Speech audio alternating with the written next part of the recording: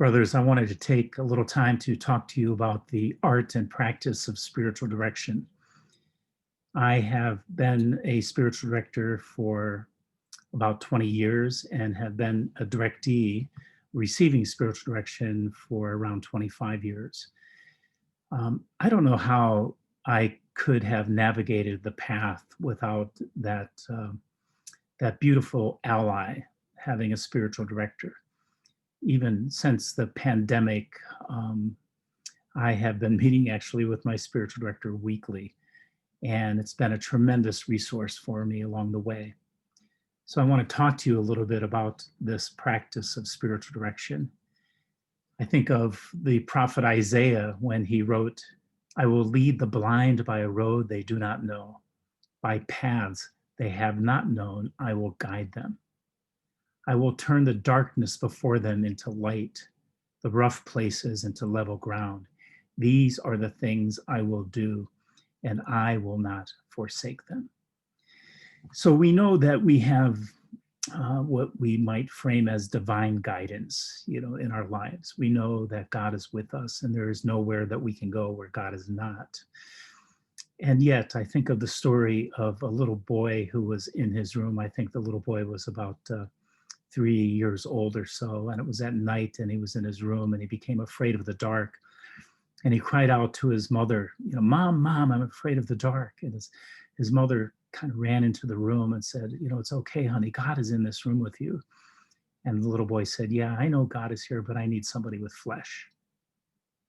So we know, again, that we have spirit, to guide us. We have the advocate, the paraclete, the spirit to guide us along the way. But brothers, we really need allies on the journey as well. So I think of what the author Christian Wyman said in his book, My Bright Abyss. How does one remember God, reach for God, realize God in the midst of one's life if one is constantly being overwhelmed by that life? It is one thing to encourage contemplation, prayer, quiet spaces in which God, or at least a galvanizing awareness of his absence, can enter the mind and heart. But the reality of contemporary American, and I would add just Western life, which often seems like a kind of collective ADHD, is that any consciousness requires a great deal of resistance. And how does one pause and resist at the same time?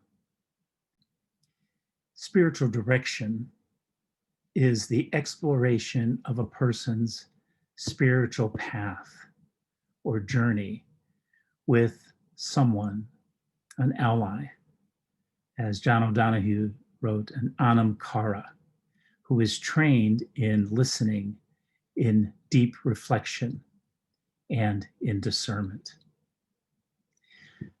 But let's unpack, before I talk more about the specifics of spiritual direction, what do we mean by spirituality?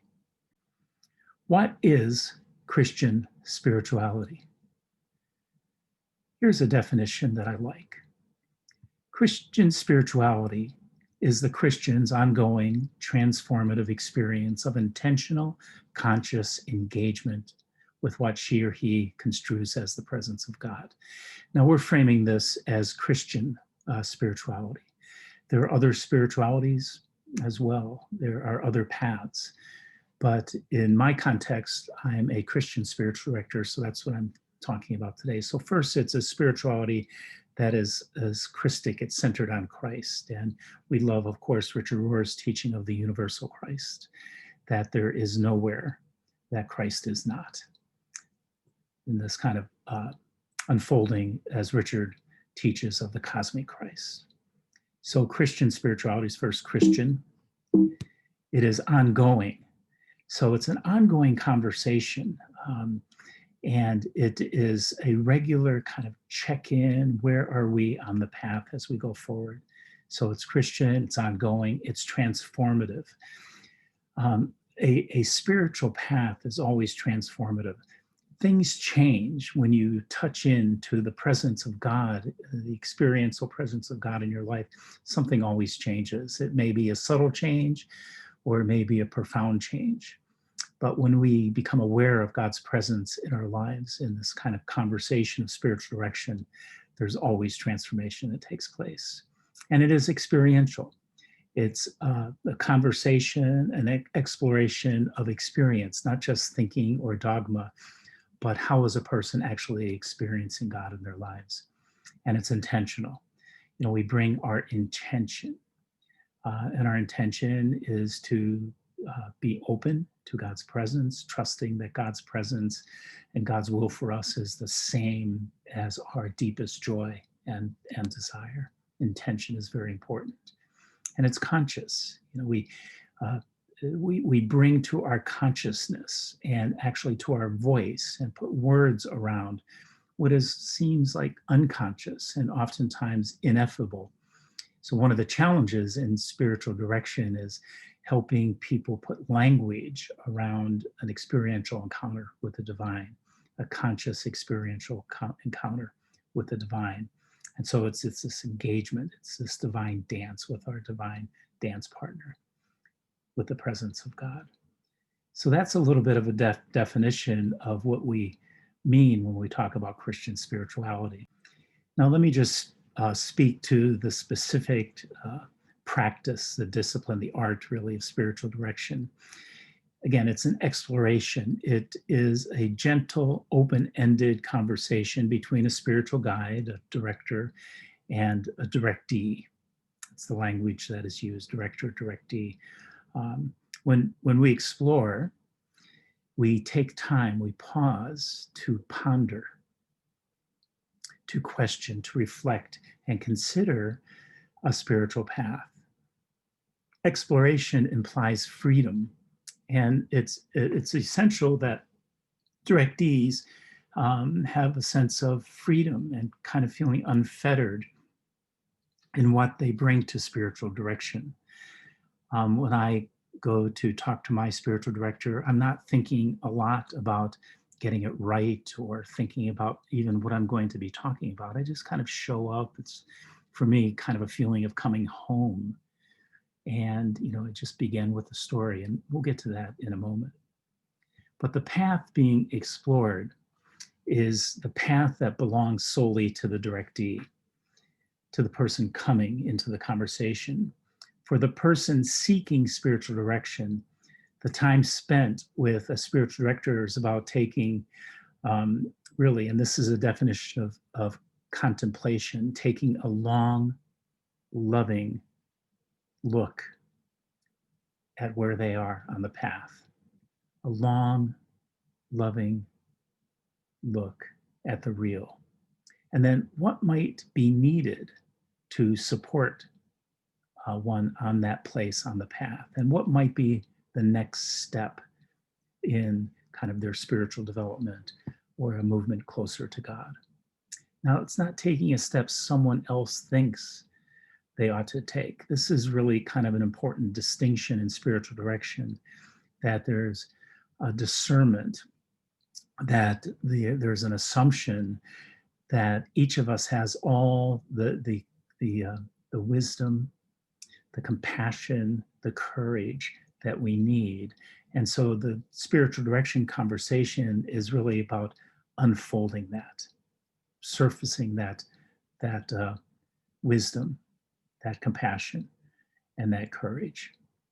So spiritual guides or spiritual directors have an assumption that all of life is spiritual, right? There's nothing that is not fodder or content for a spiritual direction conversation, because the Spirit is found in all of our experiences.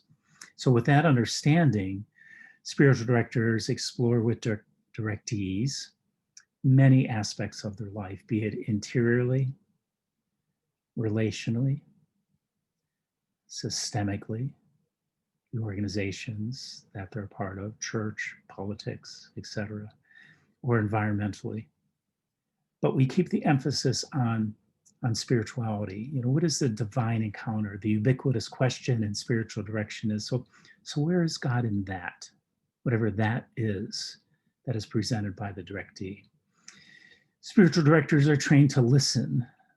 That's really kind of the art that's at the center of spiritual direction. And of course, in our culture today, listening is kind of a lost art.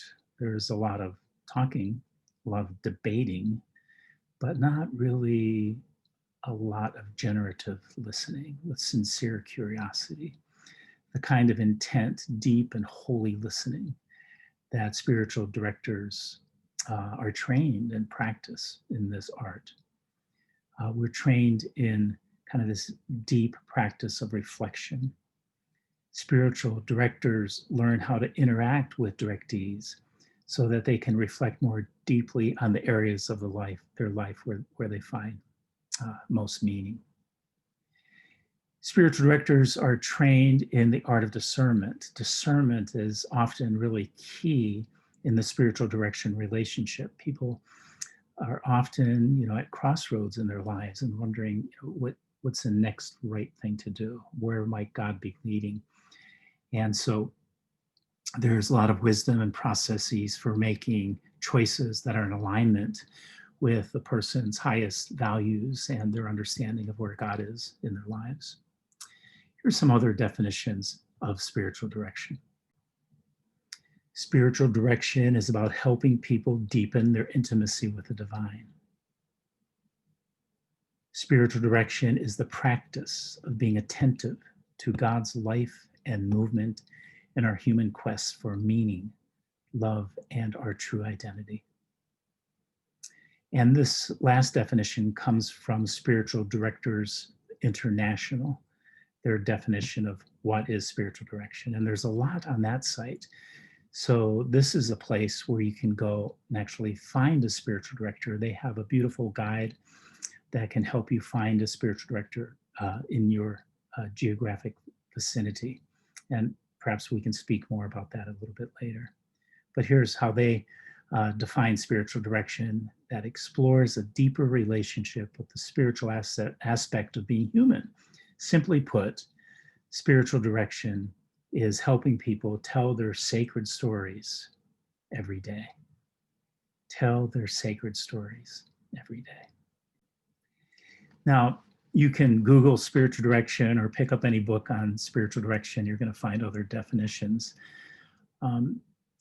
It's really just, the heart of the matter is, where is God in your life? And being able to be in a safe, loving, generative conversation to kind of tease that out.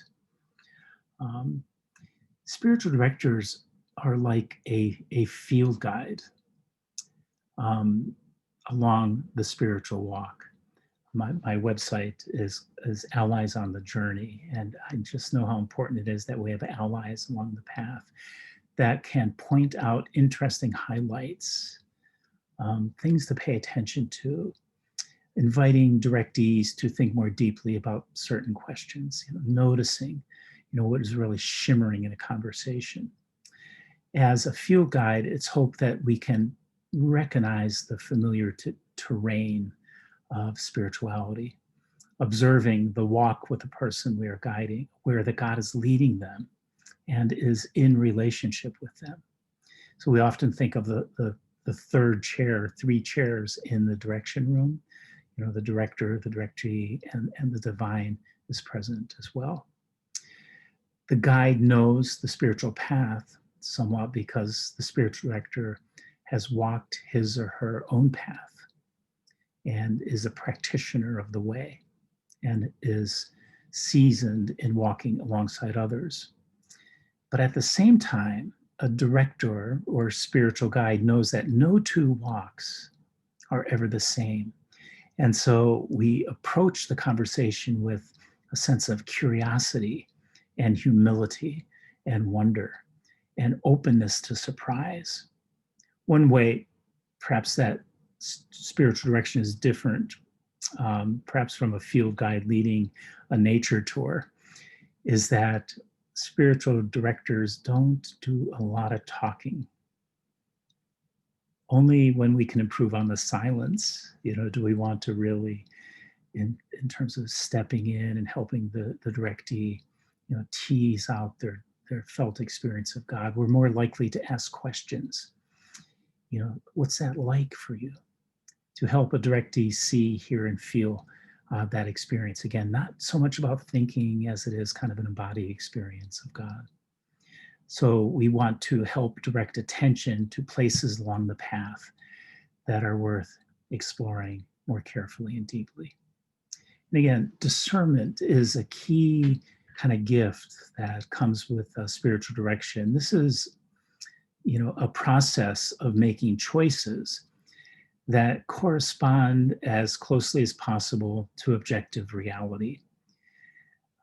That can help a directee become free from being over attached to outcomes or inner compulsions, and more aligned when we're making discernment or making choices to their deepest values or faith convictions.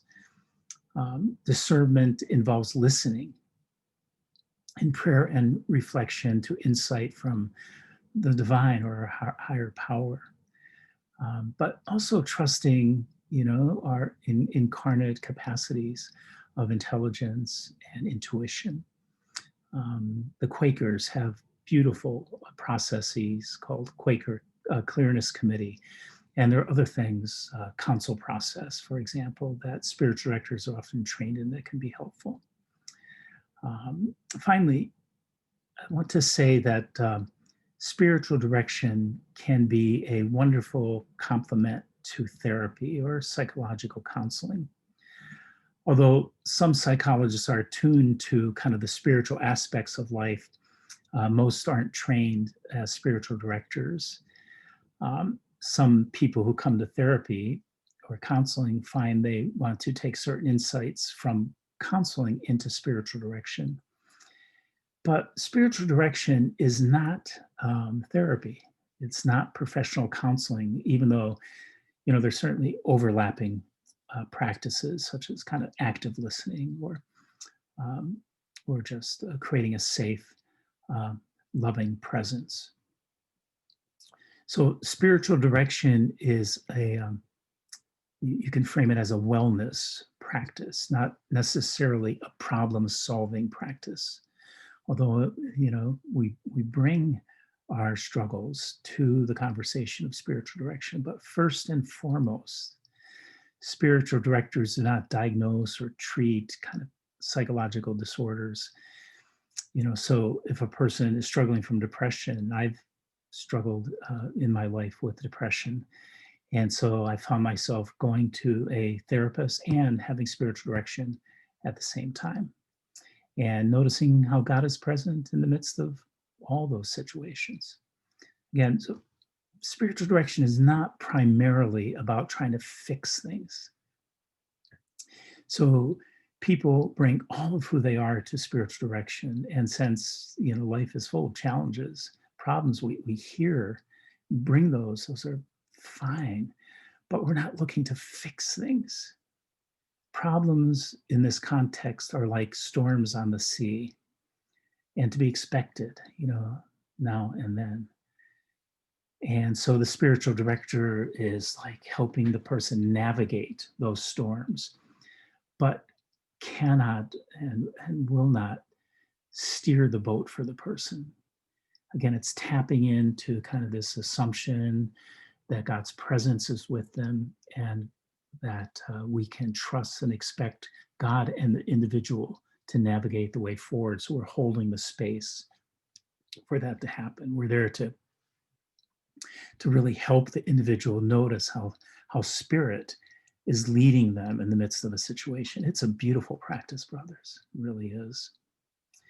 A good spiritual director invites people, to kind of just turn the camera around and kind of in the pause, notice, what are the interior movements? So there's just much more to say about that. But I wanted to share, lastly, in this little introduction to spiritual direction, one of the resources that I find really helpful in my own practice as a spiritual director. So here we can notice how language deepens as we move along the path of transformation. So we begin with a narrative. So you can see here, there are these concentric circles. The outside circle is the story, the linear progression of how we're moving along the path of life. And then the next inner circle is when we begin to open to metaphor. And then we drop down to kind of this ineffable place where there's not a lot of language to be shared, and it's often tears or silence, and we drop down into a felt experience of God. So what I am trying to demonstrate here through these arrows, so a person may start in one of these four contexts, right? Maybe they come with a story that is in the relational context. So they just come with a story, right? What's going on? And they may speak about a story with a spouse or a child or a friend. And the spiritual director will just stay with that story. Together, they'll explore that and perhaps then ask a question, what is that like for you? And that question invites a metaphor. And so they're approaching it a little bit on a slant.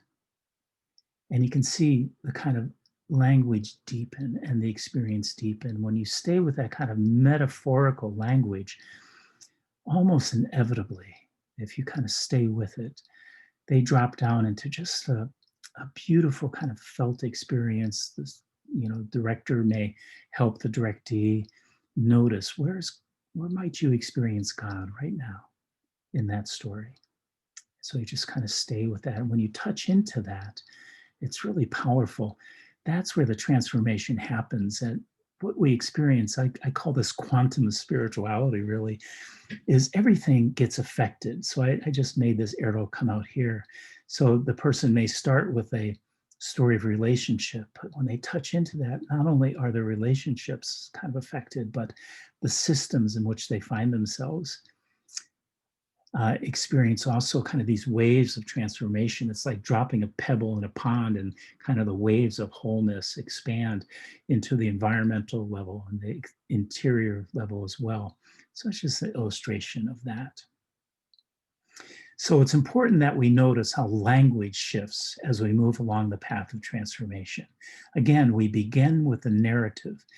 It is what it is. And so you just bring a story, where are you? It's language that's intrinsically linear. I was in a conversation with my son, and this happened, or I was just sitting in contemplation, and I was sitting, and this happened, or I was taking a walk in the woods, and I began to hear some sounds, or I was involved in a committee meeting. So whatever the story is, in whatever context, you just start there. And then you move through a field of openness, employing metaphor, language that tells the truth, but on a slant, as Emily Dickinson said. Emily Dickinson wrote, "Tell the truth, but on a slant. Success in circuit lies."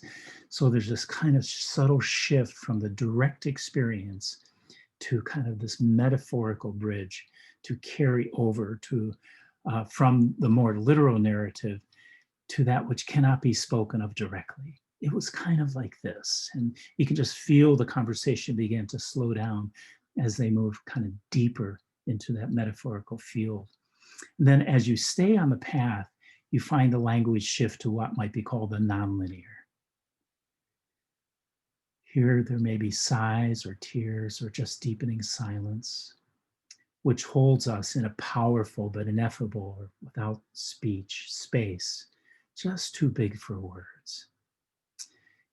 I experience this almost every time as a directee and as a director, that kind of move through these and experience kind of that transformational movement of spirit in your life. Here are three postures that I think are helpful in spiritual direction for both the director and the directee. The first is a posture of not knowing, really ignorance. Can we suspend our judgment and begin to open up our minds and stay curious about what we might not be seeing? And then open up our hearts and engage in being a little bit uncomfortable. It's hard to put language around these interior movements in our lives, but that's where the gold is, brothers. So we kind of notice those feelings that can constrict our hearts, that cynicism, and try to keep our hearts open and lean into discomfort and also vulnerability, that we can learn kind of how to let go and lean in to what might first appear kind of fearful. So that's just a little background that I wanted to give you about um, spiritual direction. In a time that we're living in, brothers, we need allies on the path.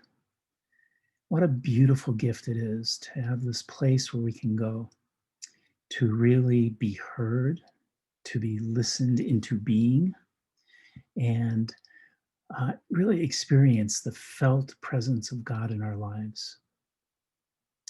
So, to find a spiritual director, I would suggest first just pray. Ask Spirit for guidance, that you might be led to a spiritual director.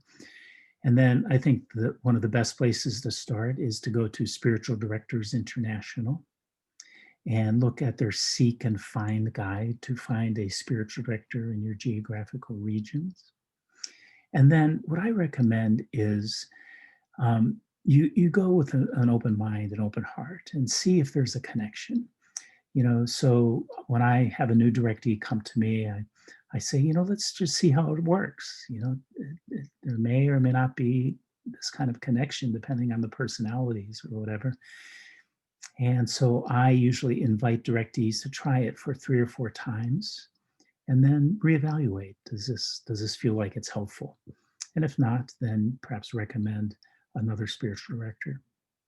And so when I found my current spiritual director, I think I went to 2 or 3 directors and had a few sessions, and it just was not feeling like the right connection until I found my current spiritual director. And again, it's life-saving. It really is. And so as things especially continue to unravel in our lives, this is kind of a foundational resource that I really would encourage you to check out. If you'd like to talk to me more about spiritual direction or to explore my work, you can go to alliesonthejourney.com. That's my website, or contact me at terry@alliesonthejourney.com. If there's any way I can serve you in this way, be glad to help. Thank you, brothers.